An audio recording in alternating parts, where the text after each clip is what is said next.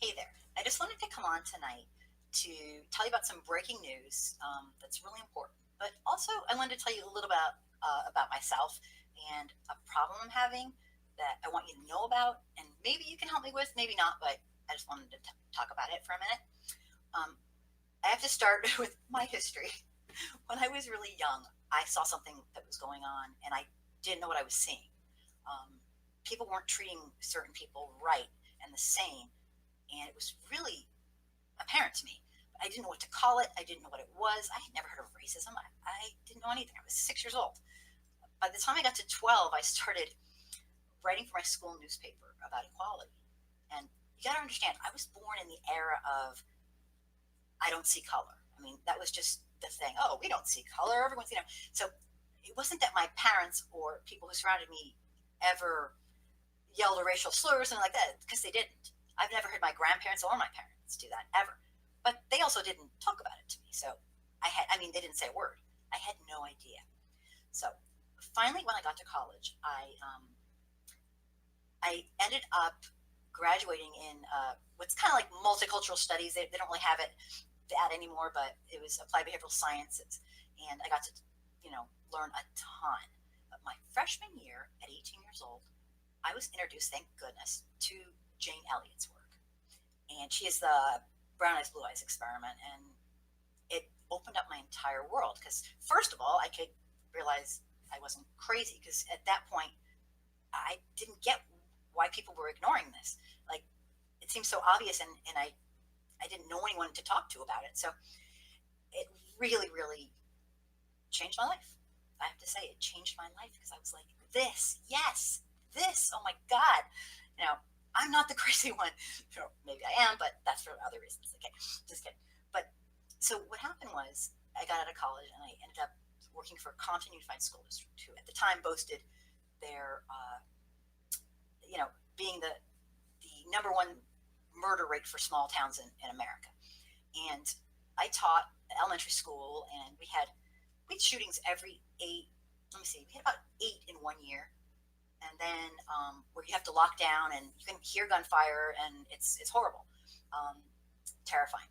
In just my little block that my school was located, so we got through that, and it really was an incredible experience. These beautiful, sweet, smart, adorable children were basically being raised in hell because of all the violence and redlining, and it wasn't their fault, but they were stuck there, and it really impacted me. The riots came, the Rodney King riots, LA riots, and thousands of people were arrested, thousands of people were hurt, and our entire town, Compton, was burned down. Not our school, but when I went back on the right and the left hand side, the entire place was on fire. You can see pictures if you look back, but that was just when cell phones were coming into play. Um, and I didn't have a cell phone. No one did that I knew. You were either a drug dealer or a doctor if you had a cell phone. It was like kind of a goofy thing. But um, anyway, that had a huge, impression on me. Um, so later on, I ended up leaving because of how dangerous it was. I was caught in one of the riots. It was crazy. Our district had a lot of problems. It broke my heart to leave. I loved my babies. They were amazing. And it was surreal knowing that in America, people had to live that way. Sweet, brilliant children were being basically, they told me when I told them to duck, we don't have to duck. I'd be like, yeah, you kind of do. They're like, this happens all the time. It was horrible. But anyway, let me keep going. So what ended up happening with me is I went on with my life. I could. And I ended up having kids, and um, a family circumstance was such that I spent 15 years um, taking care of somebody in my family who was deathly ill. And I couldn't do anything else. I had to. But all along, I said, if that person ever gets better, I'm going to do something. I had reflected a lot upon my experiences, in college and in Compton, and just, I knew a lot more than I did before. Um, as a very, very sheltered white person. And I said, I'm going to do something. And this is years before Trump was even on the scene. But so I ended up starting these online groups and pages that would educate white folks about our real racial history and do it in a polite but very real way. And my group flourished. I loved it. People were getting it. They were moving up the anti-racist continuum. They were learning. It was a slow process. As everyone knows, for white folks, it's a lifelong process. It's not a hobby. It's a lifestyle. You will never get there. We'll never know what it feels like to live in a culture of white supremacy that was basically built on the backs of slaves and originally started by the near killing, the near complete annihilation of the native people. I mean, you guys know the story. So anyway, my groups started building, and I was just, this is what I was meant to do. And yeah, I know it sounds stupid and goofy, but there's nothing I'd rather do. I'm not necessarily the most talented or the best writer, but I believe that what is destroying our country and our world is systemic racism. It just, every single angle I take, it all leads back to that.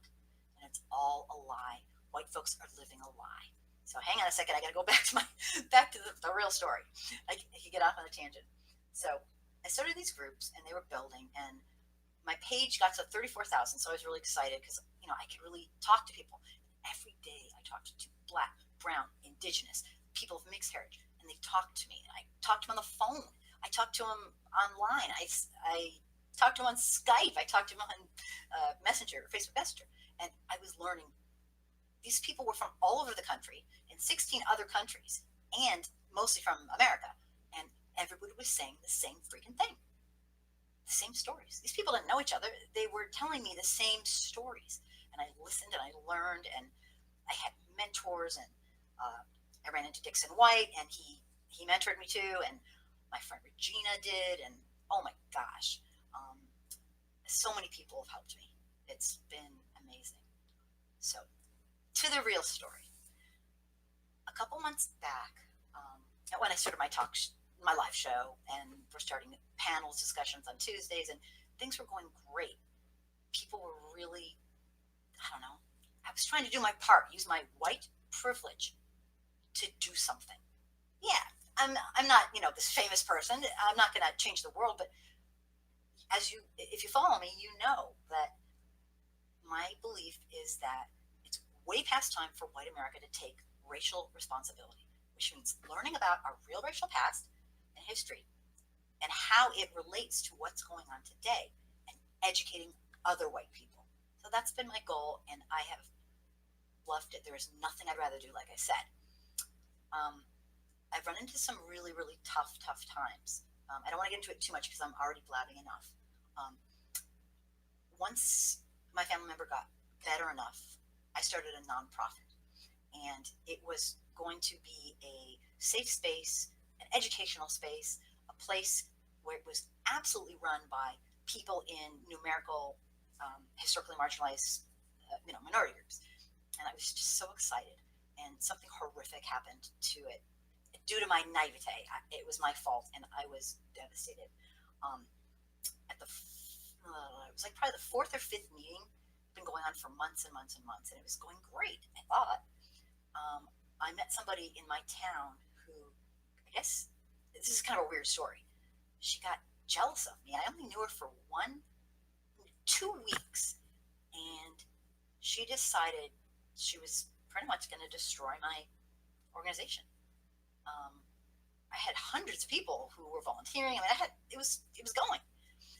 She went to the newspaper in my town and held a press conference for herself, telling them that it was her business. She had a press conference on my organization. I had known her a week or two. I mean, it was like, are you kidding me? At one of the last meetings, she took hundreds of names and emails and addresses. She took them, just stole them. I didn't even know her last name at the time. It was like she took them, and she ended up going to the mayor of my town. And remember, I was at home taking care of my family. I didn't get out much. She knew the mayor. She knew, and she basically destroyed my business. She told the mayor it was her business or organization. I don't know what she said, but the mayor believed her, and she started using my doing business as name to hold meetings for my organization. Okay, I had planned this for years, so I was devastated. And then she pulled some of her friends into it, and nobody really knew me because I had, like I said, been kind of a hermit, taking care of my family. Um, and it was one of the worst things that's ever happened to me because of how I feel about all this. It's all I ever wanted to do. And she destroyed she destroyed it, and a lot of people, said, "Oh, you can keep going, da da da." But I'll just be blunt. I was about to have a nervous breakdown. I couldn't believe I let somebody invade my. I didn't know people did that. I didn't know that was a thing, I guess you could say. So, back to the real story. Sorry, it's a little long winded, which is kind of how I am. Um, I quit. I just completely quit. I was like, and I see the business all over the place now, and it makes me disgusted. And I mean, I was really at a low place, but I said, you know what? My only thing I can do, there's nothing I can do. This lady, she fucked me over. She wins. This absolute fake liberal didn't, boasted, I don't even have any black friends. I'm like, okay. She didn't believe in my educational component for white people. We don't need that. She used to tell me, I mean, this is in like the 2 weeks I knew her. My son is oppressed. I'm thinking like, okay, you're like a rich white lady. What are you talking about? He might lose insurance once Trump gets into office. I was like, seriously? Okay, this lady was off the freaking charts. So, fast forward to my platforms that I do now. So I ended up just building more, building up my platforms, talking to people, educating more people, doing interviews. I started a YouTube channel. I just was like, I'm gonna have to do this online. I can never have this happen again. Never. Well, about 3 months ago, um, I started like noticing something on my Facebook that I wasn't getting any hits on anything. My page that had 34,000 people, like one person was putting a like. My private group where I educate white folks about our real racial history, and I work with people in historically numerical majority groups to understand people in numerical minority groups, if that makes sense. I was getting nothing. My homepage, nothing. About that time, Facebook asked me to identify myself, and I thought, oh, maybe it's part of their new protocol they're doing because they're trying to crack down on fake news. Or I didn't know. I was like, okay, whatever. So I did. I thought maybe that's what's happening. Maybe, and nothing changed. They okayed my stuff, but nothing really changed. I was still, no one was receiving any posts. I had people asking me why I quit Facebook. I was like, I didn't. Well, I want to. And previously I had gone to like Facebook jail maybe once or twice, but nothing big. They had Facebook didn't tell me what was going on. I had no idea why this was happening, and I started following Mark Zuckerberg, and I saw him during the hearing at his at the congressional hearings, and I listened to him talk, and I actually have a video up on it on my YouTube. I was blown away. He didn't know what was going on with like diversity training in his own business. He didn't know who was running it. He didn't know what they were doing. He knew nothing about it. And then I heard that he met with Trump a bunch of times. And it all just started coming together after years and years of me hearing my amazing friends getting kicked off. My friends of color, my friends who were black, brown, indigenous, mixed heritage, anyone who wasn't white, getting kicked off constantly. And I was getting kicked off a little bit, but not constantly. So it all just came together. I watched him testify. He could have given a shit, basically, is a nice way to put it. He just didn't know anything. I mean, I saw one of the Congress people. Oh my God, they went after him.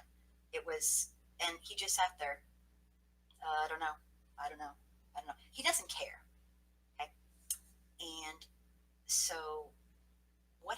was I wrote to them and I said, why have you cut me off? They cut off my, I told you, they cut off my 34,000 group, they cut off my 5,000 group, they cut off my homepage, which I think I have like 2,000 friends. I don't really know how much I have, but they basically stopped me from doing anything. So I was like, well, maybe I'll just work on my YouTube and I'll work this out. Maybe, I don't know. I just couldn't believe what I was seeing, kind of. And I thought maybe I'm not really seeing it right and all that. Anyway, so I wrote to them and they wrote back. They had no idea what I was talking about. So that was like, are you fucking kidding me?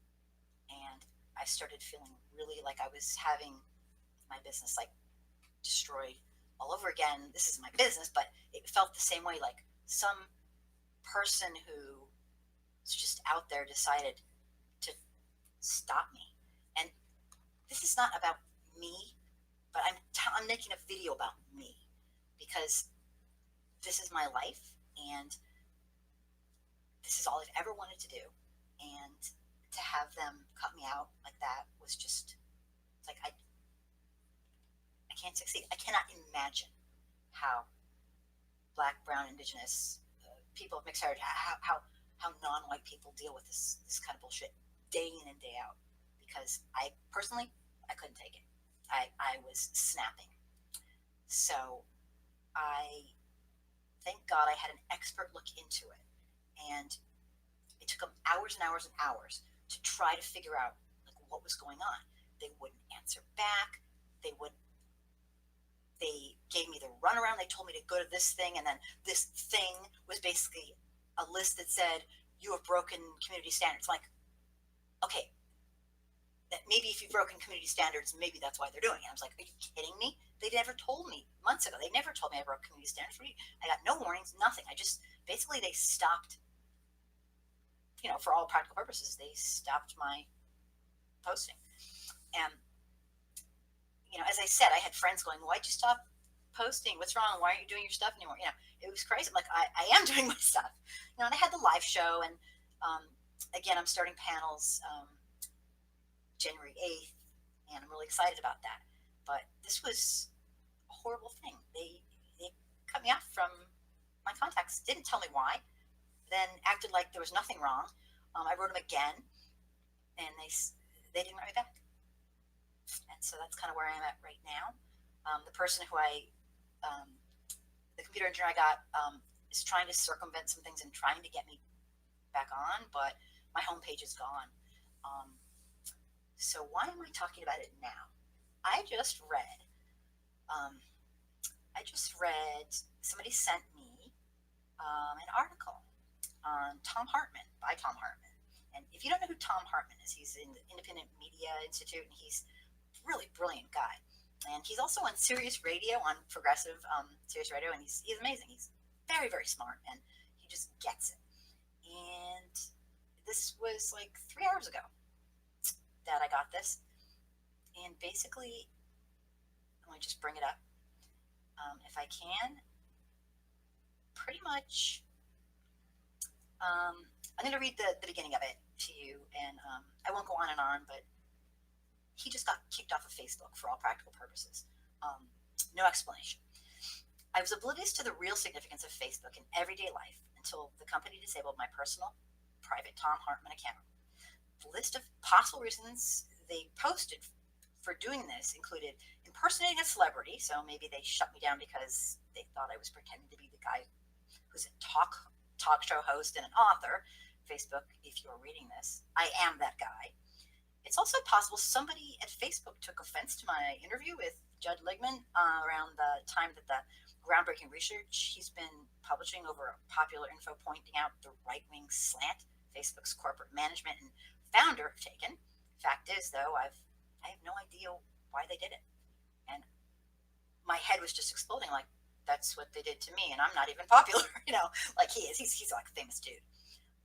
When they first disabled my account, and asked me to upload my driver's license, which they did to me, I figured it was a mistake. Then a month or two ago, they delivered the final verdict. I was out. I could download all my information if I wanted, before they finally closed the doors. But even when I tried to create a new account using my personal email address, they blocked my attempt, saying that I'd already had a disabled account and thus couldn't create another.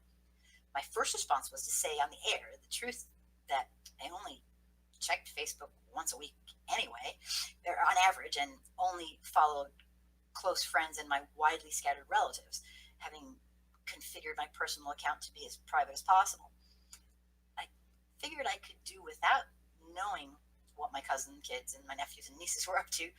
I could just call them or send them Christmas cards. After all, the Salem International private group of international relief workers I was a member of could keep me updated through our email listings. What I've discovered in the weeks since, particularly when one of my Salem friends in Germany was badly injured in a car accident last week, is that I was shockingly reliant on Facebook to keep in touch with my family and friends.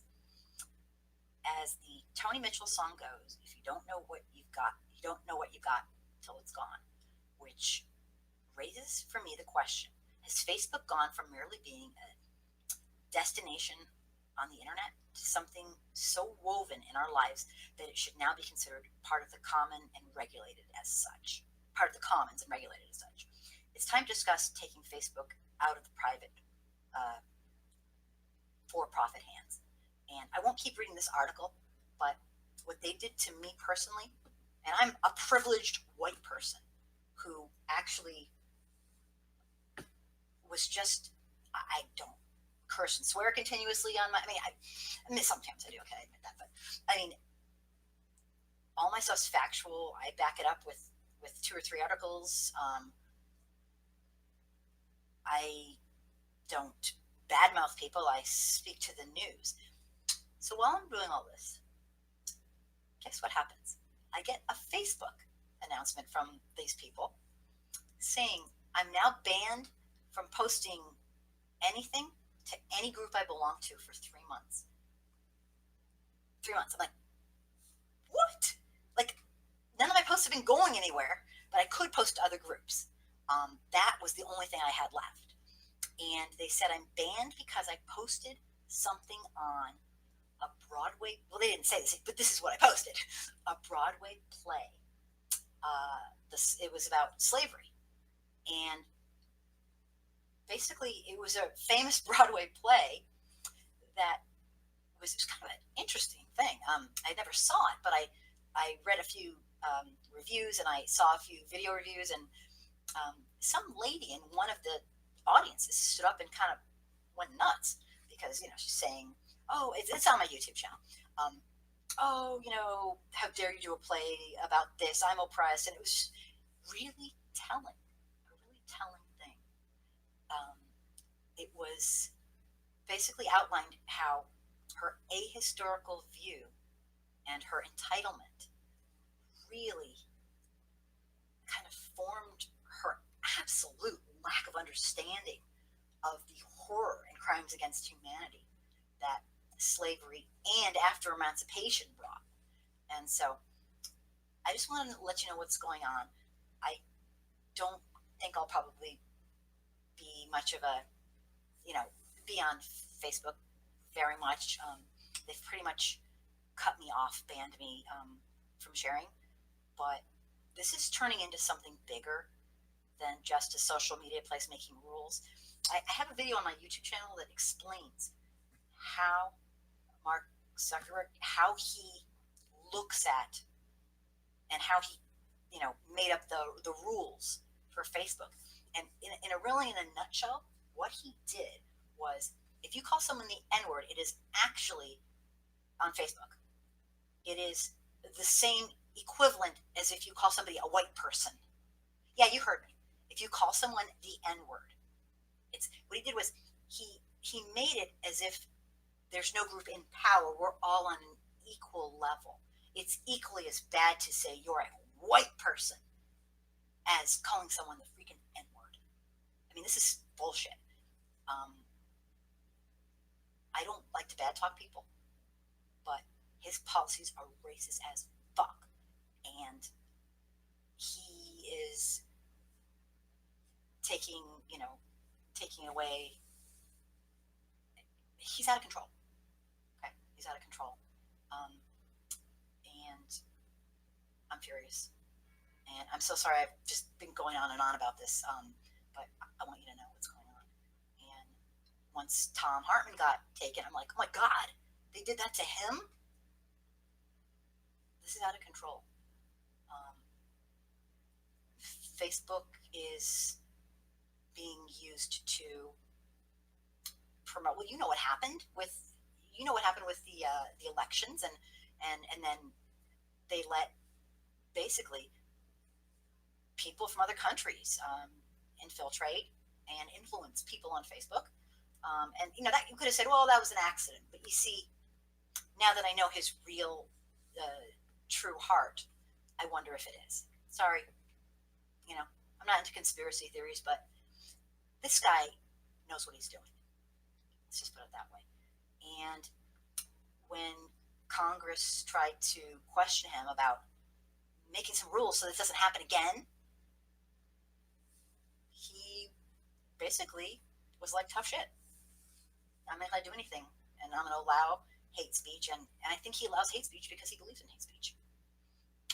And he has it all equal and even because either he has absolutely no basic fundamental knowledge of our racial history and power, or he's just knows it and doesn't give a shit because he's rich. He has this huge company that thousands and thousands and millions of people use, so he can do what he wants. I'm done with lack of accountability for big corporations. They are not humans. They don't have a heart, and this isn't right. And I don't know what I'm going to do, but I wanted you to know what's going on. All right. So if you're listening, thank you for listening. Sorry I blabbed, but this really, really matters to me. And I have gotten more incredible support from people all over the nation. But this has been a really, really rough time. And I can't imagine how it's been I'm white and it's been rough. So, I can't even imagine. But thanks for listening. And tomorrow, Wednesday night, I'm doing my Real Talk with Angry Soccer Mom.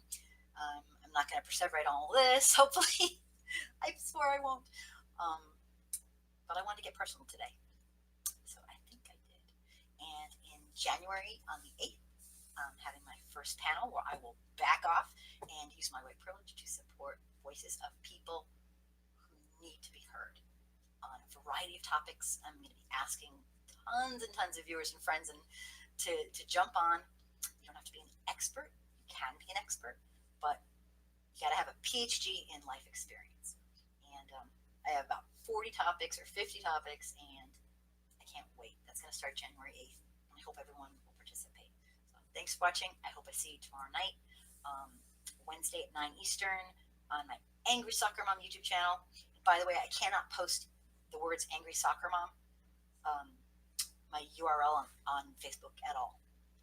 So if you want to see me, I hope you want to see me. You gotta come to me, find me, go on YouTube and type in Angry Soccer Mom, because I'm not stopping. I'm not being bullied out of reaching people that need to hear this message. There's a huge number of white folks that are doing nothing. They're not necessarily haters. They're not like, the extreme. They just don't really have time for, everyone else's business, and it doesn't impact them any. So they're doing nothing. And our country, our democratic republic, is going down. And I may be only one person, but I'm not stopping, because this is not the world that I want for my fellow humans.